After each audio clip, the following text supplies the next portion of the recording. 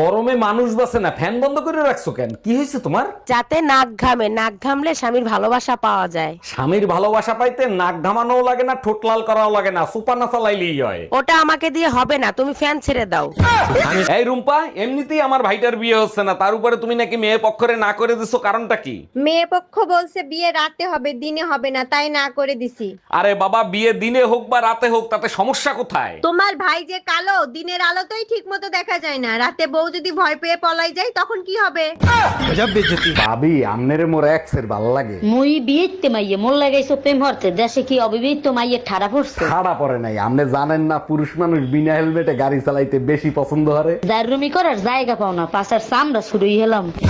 Doctor, আমার বউয়ের অপারেশনটা একটু সাবধানে করবেন। অরুণ সাহেব, আপনি একদম টেনশন করবেন না, আমাদের এখানে যত্ন সহকারে অপারেশন করা হয়। ডাক্তার, আপনি ফুলের মালা নিয়ে অপারেশন থিয়েটারে যাচ্ছেন কেন? এটা আমার প্রথম অপারেশন, সাকসেস হলে আমি পড়বো, না হলে আপনার বউ পড়বে।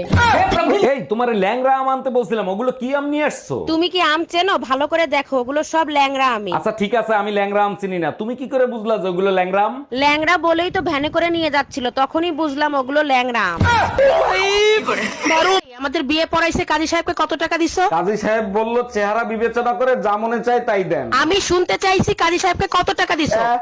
100 টাকা দিছি। আমার চেহারা এত খারাপ যে 100 টাকা দিছিস? আর কাজী সাহেব 80 টাকা ফেরত দিছে। কি?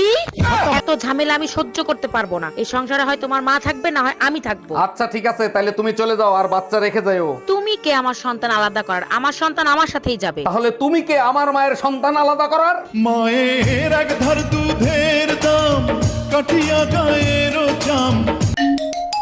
হ্যালো, হ্যালো, কেমন আছেন আপনি? যেখানে রেখে গেছো তুমি সেখানেই পড়ে আছি আমি। তারপর বলেন, আপনি বিবাহিত না অবিবাহিত? তোমাকে পাইনি তাই বিয়ে করা হয়নি। আর তোমার? বাসায় আসো, বেলনের বাড়ি খাইলেই বুঝতে পারবা।